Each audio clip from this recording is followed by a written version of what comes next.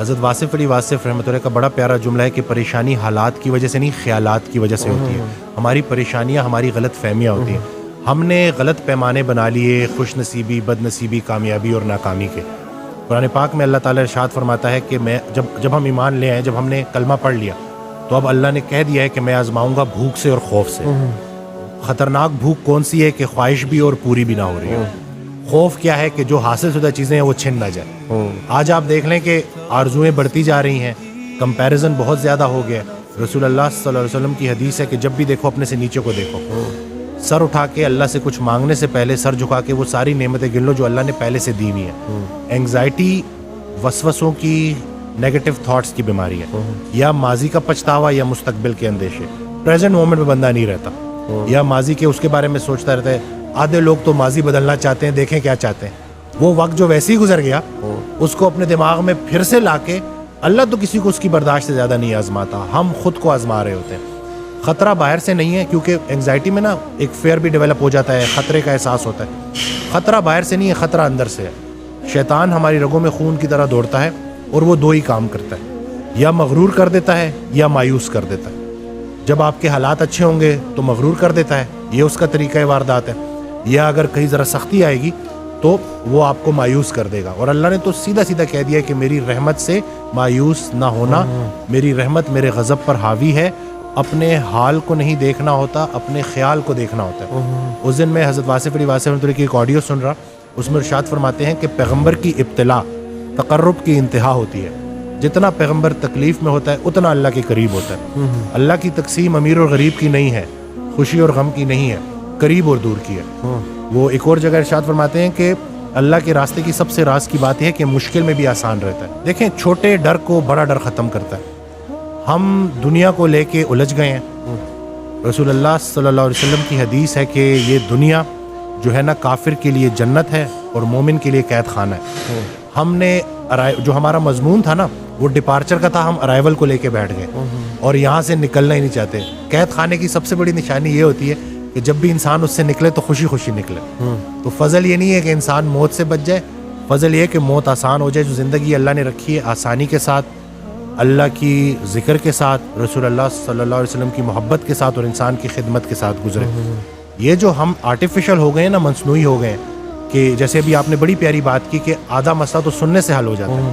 ہم سفر ہم خیال ہو جائے تو منزل آسان ہو جاتی ہے. اکثر آپ ہاسٹل لائف سے مجھے یاد آتا ہے کہ آپ لیٹے ہوئے ہو اور آپ نے کوئی ضروری جو ہے چیزیں لینے جانا ہے اور آپ کہتے ہو کہ دوست کو کہتے ہو کہ یار میں نے بازار تک جانا ہے لیکن بڑا تھکا ہوں، اور وہ ایک دم سے کہتے ہیں کہ چل یار میں بھی تیرے ساتھ چلتا ہوں.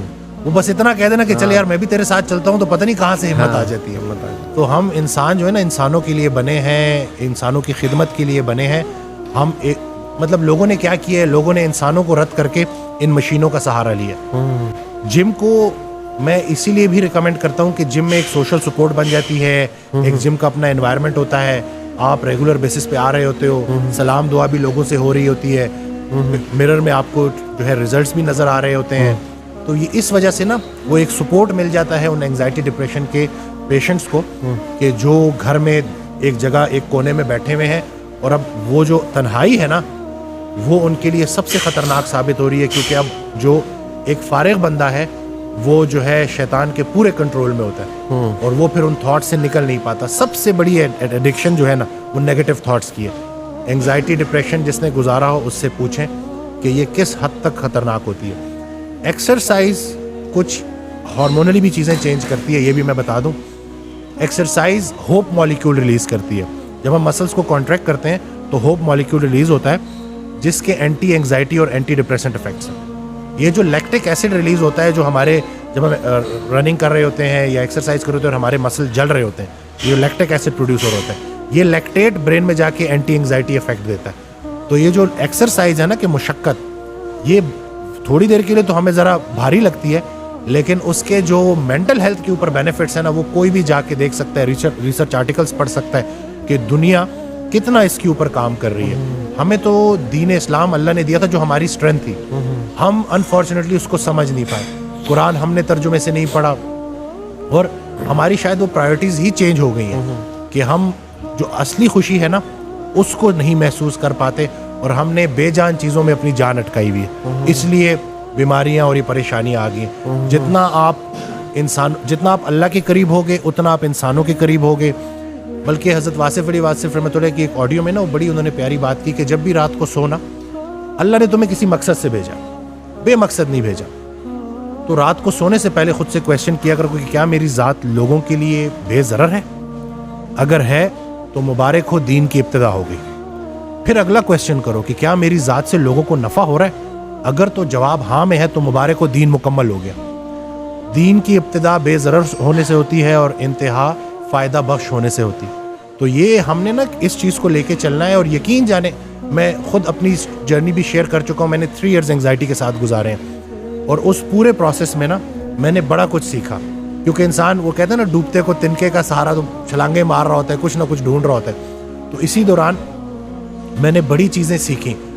وہ راحت جو تمہیں سلا رہی ہے اس سے وہ تکلیف بہتر ہے جو تمہیں جگا رہی ہے. یہ جو اللہ کی طرف سے جو تکالیف آتی ہیں نا, یہ دعوت نامے ہیں جگانے کے لیے. کیا ہے میرے بندے جاگ, کہیں زیادہ آرام پسند تو نہیں ہو گیا, کہیں زیادہ کمفرٹ میں تو نہیں چلا گیا, کہیں آس پاس دیکھ رہے یہ جو پڑوسیوں کے حقوق کے اوپر صحابہ سمجھتے کہ شاید جائیداد میں بھی ان کو حصہ نہ دے دیا جائے. تو یہ پورا اسلام جو ہے نا, یہ پورا کا پورا آپ کے پاس آپ کی پرابلمس کا حل ہے. لیکن ہم اس اسلام کو سمجھے نہیں ہیں. اکثر آج کل یہ سو کالڈ ذرا یہ جو کچھ لوگ ہیں وہ کہتے ہیں کہ کیسے آپ ایک بیماری کو اسلام سے ریلیٹ کر رہے ہیں. کیا اسلام آپ کو کمپیشنیٹ ہونا نہیں سکھاتا؟ کیا اسلام آپ کو ایمپتھی نہیں سکھاتا؟ کیا اسلام آپ کو ایکسرسائز کرنا نہیں سکھاتا؟ کیا اسلام آپ کو روزہ رکھنا نہیں سکھاتا؟ کیا اسلام آپ کو جس نے اپنے آپ کو پہچان لیا اس نے اپنے رب کو پہچان لیا؟